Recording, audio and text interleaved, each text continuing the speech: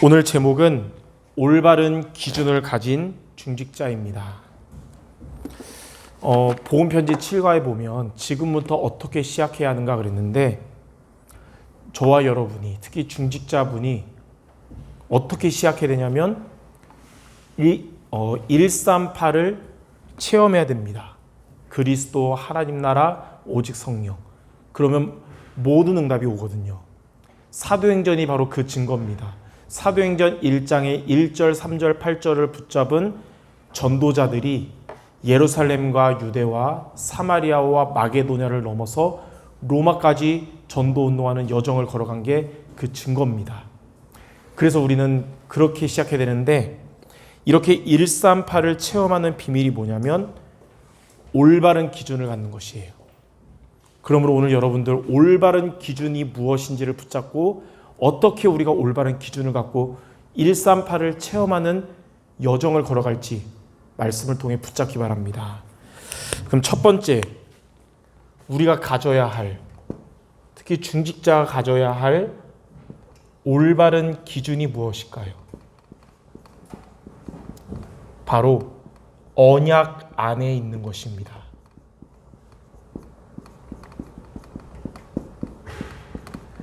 응답이 왔냐 안 왔냐가 기준이 아니고 지금 우리가 언약 안에 있느냐 없느냐가 기준이에요. 왜냐하면 첫 번째로 요한복음 15장 5절에서 7절에 보니까 언약 가진 저와 여러분은 포도나무에 붙어있는 가지와 같은 자들입니다. 우리가 아무리 좋은 가지라고 해도 포도나무에서 분리되는 순간 죽음이 찾아와요. 가지가 포도나무에만 붙어 있으면 시간표가 되면 싹이 나고 잎사귀가 자라고 꽃이 피우고 열매를 맺게 되는 것입니다. 여러분이 어떻게 하면 정말 복음으로 치유받고 성화될 수 있을까요? 여러분의 업에 언제 하나님의 응답이 오게 될까요? 그리고 우리 교회가 언제 하나님의 눈에 보이는 응답까지 오게 될까요? 언약 안에 있으면 되는 거예요. 언약은 생명이기 때문에 그런 것입니다.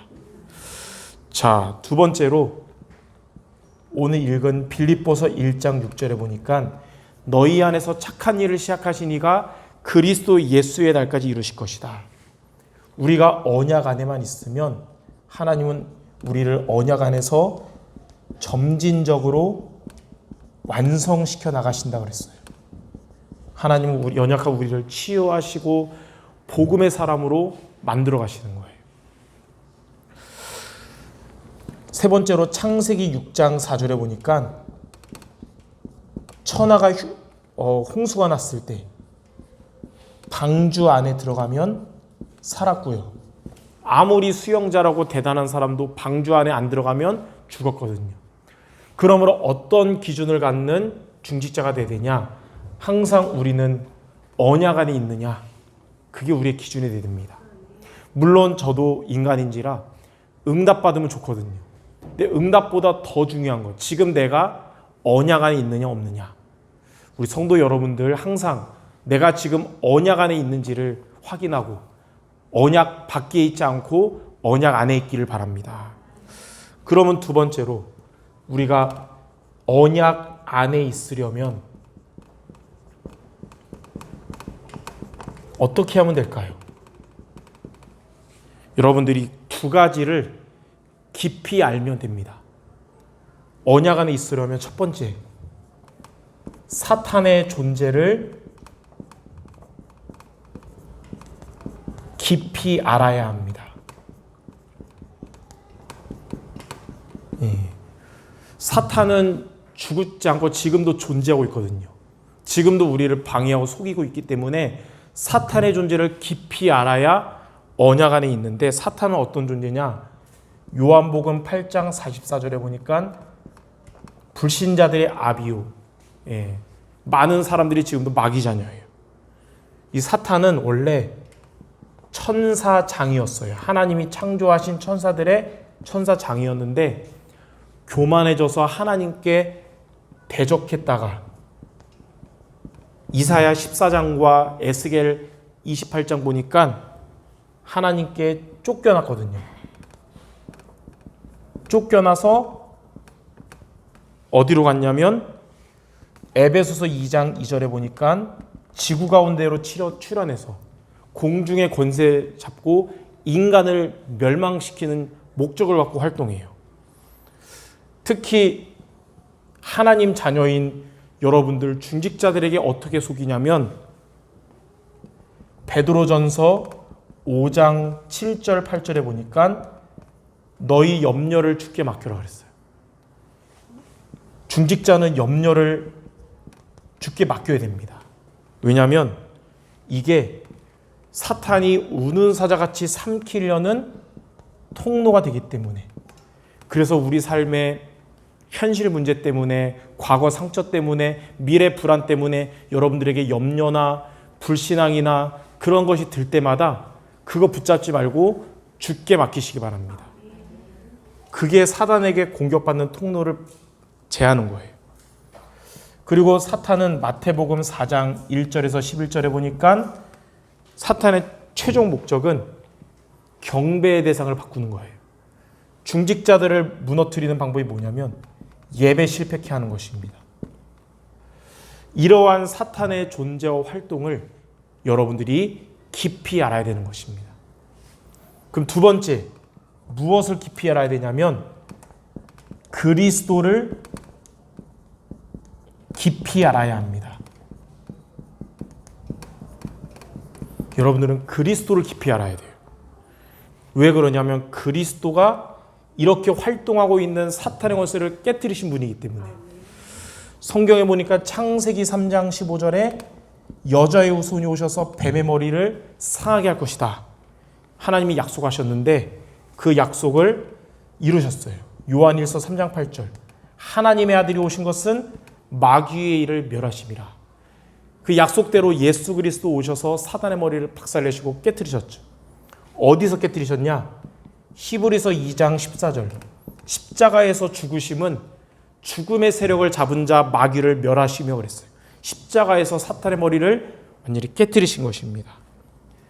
이러한 그리스도는 요한복음 1장 12절에 예수님을 영접한 우리에게 하나님 자녀가 되는 권세를 주셨는데 그 권세는 이제는 그리스도 대신 예수 이름으로 사탄을 이길 수 있는 권세를 주신 거예요. 그리스도가 사단의 권세를 박살내시고 여러분에게 사탄을 이길 수 있는 권세 주신 겁니다. 누가복음 10장 19절에는 내가 너희에게 뱀과 전갈을 밟으며 원수의 모든 능력을 제어할 권능을 줬다. 너희를 해칠 자가 결코 없다. 이거는 그 70인들한테만 준 권세가 아니고 저와 여러분에게 예수를 그리스도로 고백한 우리에게 주신 권세입니다. 그래서 마가복음 16장 17절에는 너희가 내 이름으로 귀신을 쫓아낼 것이다 그랬어요. 그래서 자, 뭐가 중요하냐?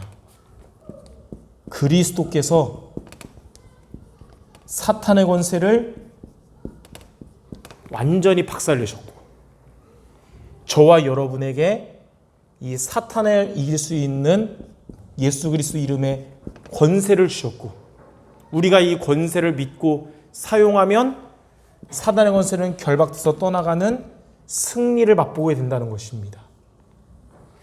이거를 우리가 붙잡으면 우리는 언약 안에 있는 것입니다. 언제 붙잡냐면 이것을 우리가 예배 시간마다 그리스도께서 사탄의 권세를 깨뜨리시고 나에게 이 권세 주셔서 우리가 사용하면 승리케 하시는구나. 이것을 붙잡는 걸 보고 제한적 집중이라 그럽니다. 여러분 예배 때마다 사단의 권세 깨뜨리신 그리스도 붙잡기 바랍니다. 그게 제한적 집중이에요.